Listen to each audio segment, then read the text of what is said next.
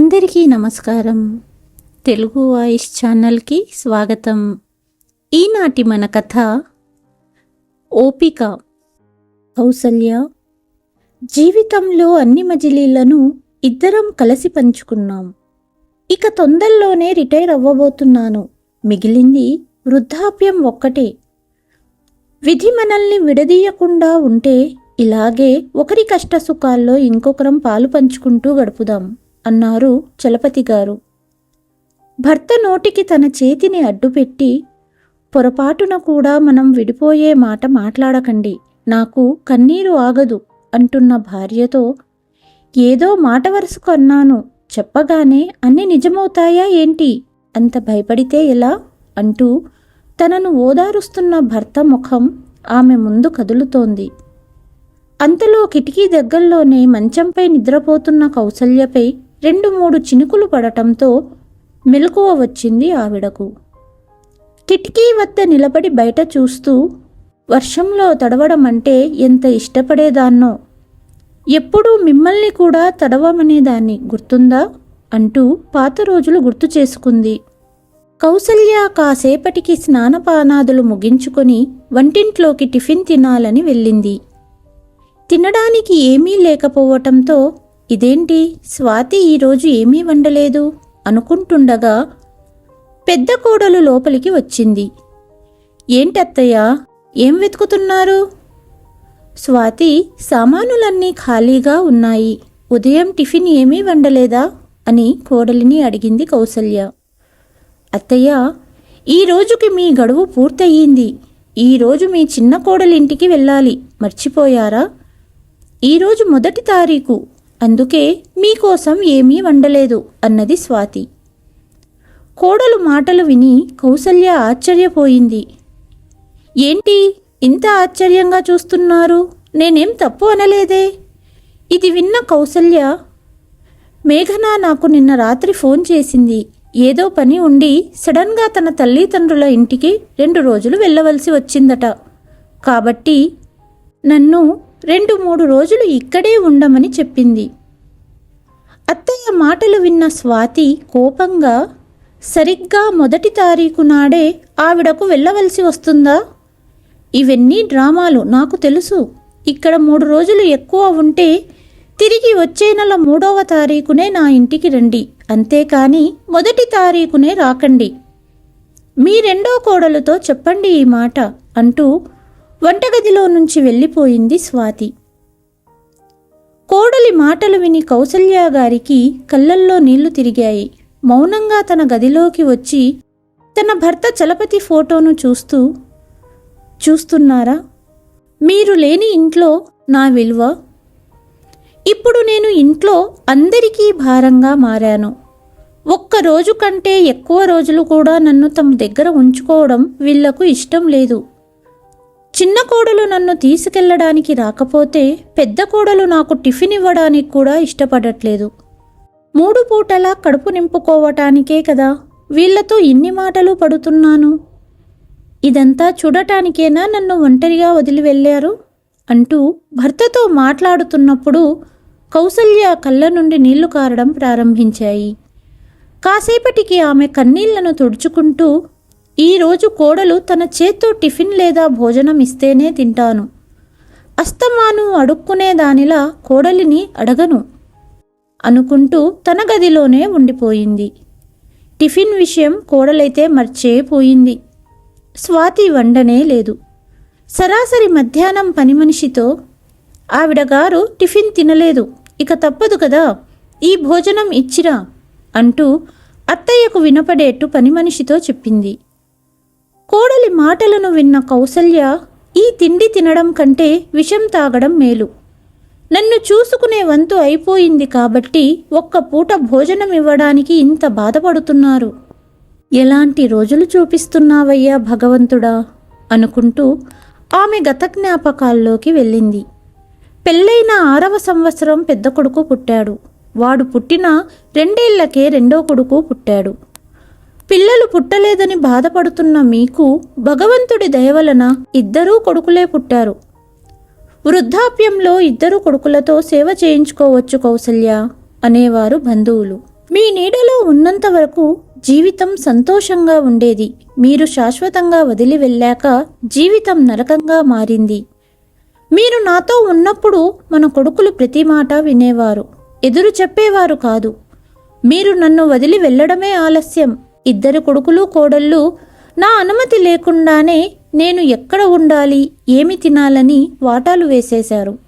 అసలు నేనేమి కోరుకుంటున్నానో ఎవ్వరికీ అవసరం లేదు, ఎవ్వరూ అడగలేదు కూడా. గవర్నమెంటు టీచర్గా పనిచేసిన చలపతి గారు మరియు కౌసల్య ఇద్దరూ కొడుకులను పెంచేందుకు చాలా కష్టపడ్డారు. ఇద్దరూ తమ పిల్లల పెంపకంలో ఎటువంటి తక్కువ రాకుండా చూసుకున్నారు. చలపతి గారికి ప్రభుత్వ ఉద్యోగం ఉన్నా వచ్చే జీతంతో పిల్లల స్కూల్ ఫీజులు మరియు తల్లిదండ్రుల మందులు వంటి ఖర్చులకే నెల జీతం సరిపోయేది. కాస్తో కూస్తో మిగిలింది దాచిపెట్టేవారు. పిల్లలు పెద్దగవుతున్నారు, ఇంటి ఖర్చులు పెరిగిపోయాయి. అందుకని కౌసల్య ఇంటి పనులు చేసుకుని టైలరింగ్ చేసేది. అలాగే స్వెటర్లు, గ్లౌజ్ వంటి చలికాలంలో వేసుకునే దుస్తులను అల్లిక చేయడం వంటి పనులు చేస్తూ వాటిని బట్టల దుకాణాలకు సరఫరా చేసేది. ఈ విధంగా ఆమె కొంత డబ్బు సంపాదించేది. ఒక్కొక్క పైసా కూడబెట్టి చలపతి మరియు కౌసల్య ఈ ఇంటిని కట్టుకున్నారు. కొడుకులిద్దరూ పెద్దయ్యాక తల్లి చేసే పనిని మానుకోమన్నారు. ఇష్టంగా చేసే పని అయినా కొడుకులు చెప్పారని ఎటువంటి అభ్యంతరం తెలపకుండా కౌసల్య కుట్టడం మానేసింది. పిల్లలిద్దరూ పెద్దవారయ్యారు.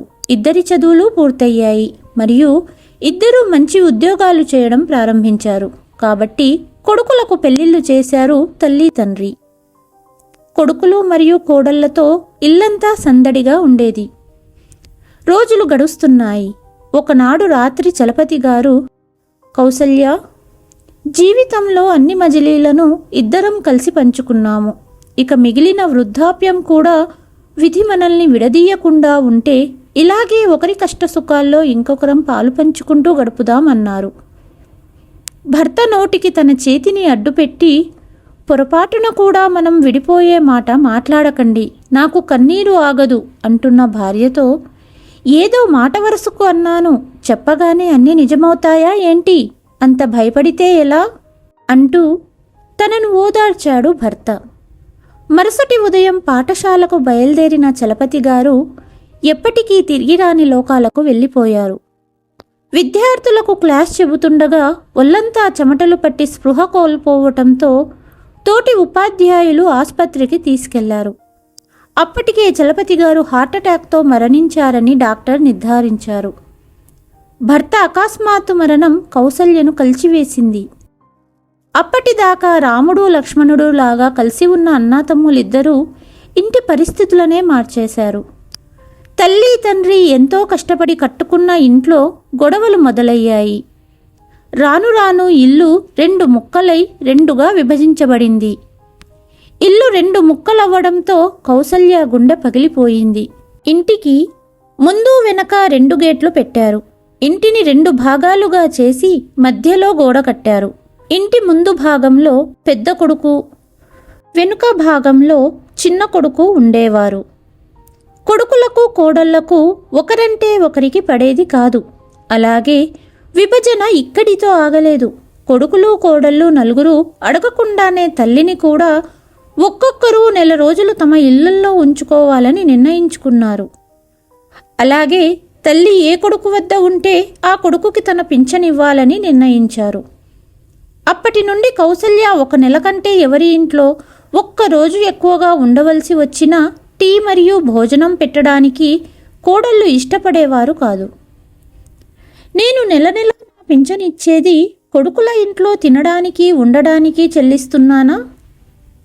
పింఛన్ డబ్బులు మొత్తం ఇచ్చినా కూడా భోజనం పెట్టడానికి ఎందుకింత బాధపడుతున్నారు వీళ్ళు అనుకుంటూ నిద్రపోయింది. మరుసటి ఉదయం చిన్న కొడుకు తనతో పాటు తల్లిని తీసుకువెళ్ళాడు. అక్కడ కూడా తన దుఃఖాన్ని దూరం చేసి ఆదరించేవారు లేరు. సాయంత్రం దగ్గరలోని దేవాలయానికి వెళ్ళింది కౌసల్య. అక్కడ తనకు తెలిసిన కొందరు మహిళా మండలి సభ్యులందరూ కలిసి ద్వారకా సోమనాథ్ తీర్థయాత్రకు వెళ్తున్నామని, తమతో రమ్మని మండలి సభ్యుల్లోని తన స్నేహితురాలు సునయన అడిగింది. స్నేహితురాలి మాటలు విన్న తర్వాత కౌసల్యకు కూడా వెళ్ళాలనిపించింది. సాయంత్రం ఆఫీసు నుండి వచ్చిన తన చిన్న కుమారుడితో విషయం చెప్పి డబ్బు అడిగింది. ఆమె కొడుకు ఇచ్చిన సమాధానాన్ని అస్సలు ఊహించనే లేదు కౌసల్య. అమ్మా, ఎందుకు ఇంత వృధా ఖర్చులు చేస్తావు? నువ్వు నీ స్నేహితులు ఈ వయసులో ఇంట్లోనే ఉండి భజన కీర్తనలు చెయ్యాలి. అయినా దేవుడు అన్ని చోట్ల ఉంటాడు కదా. దేవుడిని వెతుక్కుంటూ ఎక్కడికెక్కడికో వెళ్ళవలసిన అవసరం లేదు అంటూ లోపలికి వెళ్ళిపోయాడు. కౌసల్య కొడుకు నుండి ఇటువంటి సమాధానం అస్సలు ఊహించలేదు. కౌసల్య ఏమీ మాట్లాడకుండా మౌనంగా తన గదిలోకి వెళ్ళిపోయింది. వచ్చిన మొదటి రోజే పింఛను డబ్బంతా కొడుకులు తీసేసుకుంటారు. నా అవసరానికి డబ్బు అడిగితే ఎన్ని సాకులు వెతుకుతున్నారు. మరుసటి ఉదయం దేవాలయానికి వెళ్ళిన కౌసల్యకు స్నేహితురాలు సునయన అడిగింది, కౌసల్య, మాతో పాటు వస్తున్నావు కదా? తనకు స్నేహితులతో వెళ్ళాలని ఉన్నా కొడుకు చెప్పిన మాటలను దాచుతూ, లేదులే సునయన, ఈసారి మీరు వెళ్ళిరండి. కొడుకు కోడలు పని మీద ఊరెళ్తున్నారు, పిల్లలను చూసుకోవాలి అన్నది కౌసల్య. నువ్వెప్పుడూ ఇంతే కౌసల్య, నేనెక్కడికి పిలిచినా ఏదో ఒక కారణం చెబుతావు. మాతో రావటం ఇష్టం లేదని చెప్పొచ్చుగా. స్నేహితురాలి మాటలకు ఏమీ చెప్పలేక, నేను సాకులు చెబుతాను అని నా స్నేహితురాళ్ళు అనుకుంటున్నారు. నాకు అందరితో వెళ్ళడం ఇష్టమని, నేను కూడా వీళ్ళలాగే స్వేచ్ఛగా తిరగాలని కోరుకోవటంలో తప్పు లేదే. నా మనసును ఎవరు అర్థం చేసుకుంటారు? వృద్ధాప్యంలోకి వచ్చామంటే కోరికలన్నీ చంపుకోవాలా అనుకుంటూ, అది కాదు సునయన, అందరూ నీలాగా అదృష్టవంతులు ఉండరు కదా. తీర్థయాత్రలకు వెళ్ళడానికి నీకు కొడుకు డబ్బు ఇస్తాడు. నేను నా కొడుకులను దేనికైనా డబ్బు అడిగితే, ఈ వయసులో ఎందుకింత ఖర్చు చేస్తావు అంటూ నన్నే మాటలంటారు. నా కొడుకుల ముందు ప్రతిసారి అడుక్కుంటున్నట్టు అనిపిస్తుంది. ఈ విషయంలో మొదట్లో నా పరిస్థితి నీలాగే ఉండేది. ప్రతి విషయానికి కొడుకు కోడలు మీద ఆధారపడవలసి వచ్చేది. నేను కూడా చాలా అవమానాలను ఎదుర్కొన్నాను. అప్పుడే అనిపించింది, ఎప్పటి వరకైతే నా బాధ్యతలు నేనే స్వయంగా మోయగల శక్తి నాలో ఉంటుందో అప్పటిదాకా కొడుకు కోడళ్లపై ఆధారపడకూడదని. అలాగే నేను నా కాళ్లపై నిలబడ్డాను. ఇప్పుడు నన్నెవ్వరూ ఒక్క మాట అనలేరు అన్నది సునయన. తన స్నేహితురాలి మాట విన్న తర్వాత, కానీ నువ్వు ఉద్యోగం చెయ్యవు కదా సునయన అడిగింది కౌసల్య. నాకు మొదటి నుంచి వంట చేయడం చాలా ఇష్టంగా ఉండేది. అందుకే నాలాగా ఎవ్వరి మీద ఆధారపడకుండా సొంతంగా తమ కాళ్ళ మీద తామే నిలబడాలని మహిళా మండలిలోని 6 సభ్యులం కలిసి మహిళా హోమ్ ఫుడ్ అని స్టార్ట్ చేశాం. మధ్యాహ్నం సాయంత్రం వంట చేయటం, వాటిని రోజు ఆఫీసుల్లో పనిచేసే వాళ్లకు, అలాగే ఆర్డర్ ఇచ్చే వాళ్లకు సప్లై చేస్తూ నెల నెల డబ్బు సంపాదించుకుంటున్నాం. ఇందులో నా పని వంట చేయడం కాబట్టి రోజు ఉదయం మరియు సాయంత్రం 2 గంటలు వెళ్ళి వంట చేసి వస్తాను. అలా ఎవరి పనులు వాళ్ళు చేసుకుంటాం. ఆర్డర్ సప్లై చేయటానికి 3 కుర్రాళ్ళు ఉన్నారు. అలా ప్రతి నెలా సంపాదిస్తున్నాను. ఇప్పుడు నన్ను ఎవ్వరూ ఏమీ అనలేరు అన్నది. మండలిలో అందరూ ఆడవాళ్ళు మన వయసు వారే ఉన్నారు. దాదాపు అందరిది ఇదే పరిస్థితి. కొందరు ట్యూషన్స్ చెబుతున్నారు, కొందరు టైలర్ పనులు చేస్తున్నారు, కొందరు వంటలు వండుతున్నారు. ఎవరి కాళ్ళ మీద వారు నిలబడ్డారు అన్నది సునయన. ఈ మధ్య నువ్వు ఎక్కువగా దేవాలయానికి రావట్లేదు కదా, అందుకే నీకు చెప్పలేకపోయాను. స్నేహితురాలి మాటలు విన్న కౌసల్య అప్పటికే చాలా ఆలస్యమయ్యిందని ఇంటికి తిరిగి వచ్చేసింది. నేను కూడా కొడుకు కోడళ్లతో మాట పడకుండా ఈ వయసులో ధైర్యంగా మరియు ఆత్మనిర్భరంగా ఉండటానికి ఏదైనా చెయ్యాలనుకుంటున్నాను. కానీ ఏదన్నా సొంతంగా చేయడానికి నా కొడుకులు లేదా నా కోడళ్ళు నాకు మద్దతు ఇవ్వరని నాకు తెలుసు అంటూ ఆలోచిస్తూ కౌసల్యకు ఒక్కసారిగా ఏదో ఆలోచన వచ్చింది. ఆమె కళ్ళల్లో మెరుపు మరియు ఆమె పెదవులపై చిరునవ్వు. వెంటనే తన స్నేహితురాలు సునయనకు ఫోన్ చేసి, సునయన, నేను చాలా సంవత్సరాల క్రితం కుట్టు పనిని మరియు స్వెటర్లు సొంతంగా కుట్టి దుకాణాలకు సప్లై చేసేదాన్ని. చాలా రకాల టైలర్ వర్కులు నాకు తెలుసు. అందుకే టైలరింగ్ నేర్పుతూ, అలాగే నేను సొంతంగా బట్టలు డిజైన్ చేద్దామనుకుంటున్నాను. కానీ దీనికి కావలసిన వస్తువులు కొనడానికి డబ్బు లేదు. కాస్త సహాయం చేస్తావా అని అడిగింది కౌసల్య. తప్పకుండా నేను సహాయం చేస్తాను అంటూ మరుసటి రోజు పార్కు వద్ద కలవమని చెప్పింది సునైన. మరుసటి రోజు పార్కు వద్దకు వెళ్ళింది కౌసల్య. సునైన కూడా అక్కడికి రావటంతో మన మహిళా మండలిలోనే ఒక టైలర్ షాప్ ఉంది. అక్కడ కొందరు మహిళలకు శిక్షణ ఇస్తూ అక్కడి వస్తువులు వాడుకొని కాస్త డబ్బు సంపాదించాక సొంతంగా బిజినెస్ పెట్టు అన్నది సునైన. సరే అంటూ కౌసల్య అక్కడి మహిళలకు కొత్త కొత్త డిజైన్లు నేర్పుతూ కొద్ది రోజుల్లోనే మంచి పేరు తెచ్చుకుంది. ఉదయం సాయంత్రం కాస్త సమయం షాపుకు వెళ్ళేది. ప్రతి నెల కుట్టు పని శిక్షణ ఇస్తూ మరియు బట్టలను డిజైన్ చేస్తూ డబ్బు సంపాదించడం మొదలుపెట్టింది కౌసల్య. ఒకసారి చాలా బట్టలు ఇంటికి తీసుకొని వచ్చి తన గదిలోకి వెళ్ళింది. ఇదంతా గమనించిన చిన్న కోడలు ఇన్ని బట్టలు ఎందుకు తెచ్చిందా అంటూ ఆలోచిస్తూ భర్త ఆఫీసు నుండి రాగానే విషయం చెప్పింది. ఈ మధ్య మీ అమ్మగారు ఉదయం సాయంత్రం బయటికి వెళ్తున్నారు. ఈరోజు చాలా బట్టలను తీసుకువచ్చారు అన్నది. చిన్న కొడుకు వెంటనే వెళ్ళి తల్లిని నిలదీశాడు. కౌసల్య భయపడకుండా తను కుట్టు పని చేస్తున్న విషయం చెప్పింది. అప్పుడు ఏమీ మాట్లాడని చిన్న కొడుకు మరుసటి రోజు కౌసల్య పనికి వెళ్ళినప్పుడు తన అన్నయ్యను వదినను ఇంటికి పిలిచి విషయమంతా చెప్పాడు. కౌసల్య తిరిగి ఇంటికి వచ్చి డోరు తెరిచి ఇంట్లోకి రాగానే ఇద్దరు కొడుకులు కోడళ్ళు తల్లికి క్లాస్ పీకడానికి రెడీగా ఎదురుగా కూర్చున్నారు. తల్లిని చూడగానే పెద్ద కొడుకు, అమ్మా, నువ్వేం చేస్తున్నావో నీకు అర్థమవుతోందా?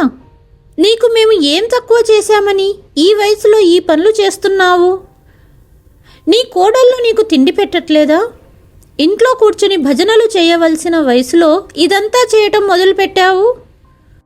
కొడుకు మాటలు విని కౌసల్య, బాబు, నాకు మొదటి నుంచి కుట్టు పని చాలా ఇష్టం. నా అభిరుచికి గుర్తింపు తీసుకురావడంలో తప్పేముంది? అంతలో పెద్ద కోడలు, మామయ్య పోయాక ఇలాంటి పనులు చేస్తూ ఉంటే నలుగురు మా గురించి ఏమనుకుంటారు?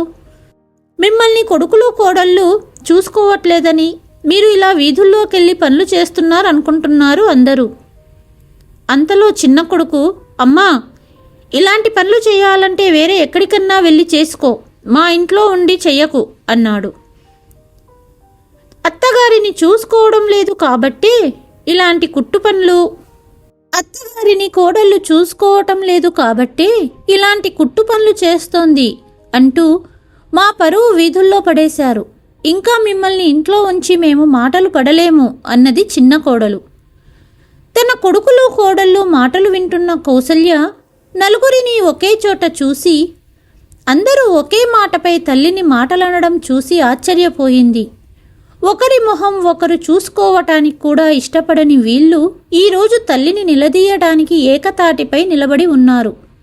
కానీ ఆమె కొడుకుల కోడళ్ళు మాటలు విని చివరికి ఓపిక నశించిన కౌసల్య ఇక మౌనంగా ఉండటం సరికాదు అనుకొని, ఇక చాలు ఆపండి, ఇప్పటికే మీరు చాలా మాట్లాడారు, నేను కూడా చాలా విన్నాను. పుట్టినప్పటి నుండి నా కొడుకులను పెంచుతున్నప్పుడు ఒక్కసారి కూడా కొడుకులు భవిష్యత్తులో ఇలా తయారవుతారని అనుకోలేదు. మీ నాన్న ఎప్పుడైతే నన్ను శాశ్వతంగా వదిలి వెళ్ళారో అప్పటి నుండి తల్లిని అర్థం చేసుకునే బదులు తల్లిని ప్రతి నెల మొదటి రోజునే ఫుట్బాల్లా కిక్ కొట్టి నన్ను ఇంట్లోంచి గెంటేసేవారు. 2 పూటల భోజనం కూడా ఇబ్బందిగా పెట్టేవారు. డబ్బు అవసరమైతే మీ ఎదురు చెయ్యి చాచి అడుక్కోవాలా? నెల నెలా పూర్తి పెన్షన్ మీకే ఇస్తాను కదా. కానీ తీర్థయాత్రకు వెళ్ళడానికి నేను కొంత డబ్బు అడిగినప్పుడు ఏమన్నారు? ఈ వయసులో భజన చేసుకోమంటూ కూర్చోమని అవహేళనగా మాట్లాడారు. కొడుకులు మాట్లాడే మాటలు వినలేకే మీ నాన్నగారు తొందరగా పోయారేమో. ఏ వృద్ధాప్యంలోకి వస్తే స్వేచ్ఛగా తిరగకూడదా? నాకు అందరితో యాత్రలకు వెళ్ళాలని, వాళ్ళలాగా సంతోషంగా కాలాన్ని గడపాలని ఉండడం తప్ప? నిజం చెప్పాలంటే తప్పంతా నాదే. మీరు ఇంటిని 2 భాగాలుగా చేస్తున్నప్పుడు నేను ఆ సమయంలో మౌనంగా ఉండకుండా ఉండాల్సింది. ఈ మొత్తం ఇంట్లో 6 గదులు ఉన్నాయి. మీరు వాటిని 3 గదుల్లో విభజించి 2 వాటాలు వేసుకున్నారు. నేను మీ నాన్న కష్టపడి కట్టుకున్న ఇంట్లో నుండి నన్ను వెళ్ళిపోమంటున్నారా? ఇప్పుడు నేను నా తప్పును సరిదిద్దుకోవాలనుకుంటున్నాను. ఇక నుండి ఈ ఇల్లు 3 భాగాలు చేయబడుతోంది. అంతలో పెద్ద కొడుకు, అమ్మా, 3వ భాగం ఎవరి కోసం అని అడిగాడు. 3వ భాగం నా కోసం అన్నది కౌసల్య. ఇక నుండి నాకు 2 గదులు కావాలి. ఒకటి నేను ఉండడానికి, ఇంకొకటి నేను టైలర్ శిక్షణ ఇవ్వడానికి.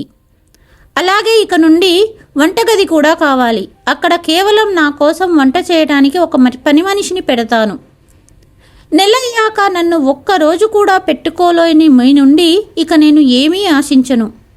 ఇక మీరు ఇంటిని పంచుకున్నట్లే తల్లిని 2 భాగాలుగా పంచుకోనవసరం లేదు. ఇక నుండి నేను ఆత్మనిర్భరంగా జీవించాలనుకుంటున్నాను. ఇప్పుడు నేను నా బాధ్యతలను నేనే చూసుకోగలను. కొడుకులు కోడళ్ళు కేవలం 2 గదుల్లో ఎలా ఉండగలమమ్మా? ఇక నుండి నీకు ఎటువంటి లోటు రాకుండా చూసుకుంటాము అన్నారు. ఇక చాలు, నాకు ఓపిక నశించింది. ఇంకా సంతోషించండి, మీ నుండి ఇంటి బాడుగా తీసుకోవట్లేదు. నా నిర్ణయం అంగీకరిస్తే మంచిది, లేకపోతే మీ ఏర్పాట్లు మీరు చేసుకోవచ్చు. అలాగే ఈరోజు తర్వాత నా ఖర్చులు నేనే భరిస్తాను. నా జీవితంలో నేను మిమ్మల్ని సహాయం అడగను. కొడుకులు కోడళ్ళు తల్లి మాటలకు అసలు అమ్మకింత ధైర్యం ఎలా వచ్చిందని చూస్తూ ఉండిపోయారు. కానీ ఇక వారి వద్ద తల్లిని ప్రశ్నించే హక్కు లేదు. కౌసల్య తన కాళ్ళ మీద తన నిలబడి, అలాగే తన అభిరుచికి ఒక గుర్తింపునిచ్చి కొడుకు కోడళ్లకు బుద్ధి చెప్పిన విధానం మీకు నచ్చిందా? మీ అభిప్రాయాన్ని కామెంట్ రూపంలో తెలియచేయండి. ఈ కథ కనుక మీకు నచ్చినట్లయితే please like, share and subscribe to Telugu voice. మరుసటి కథతో మళ్ళీ కలుస్తాను. అంతవరకు సెలవు.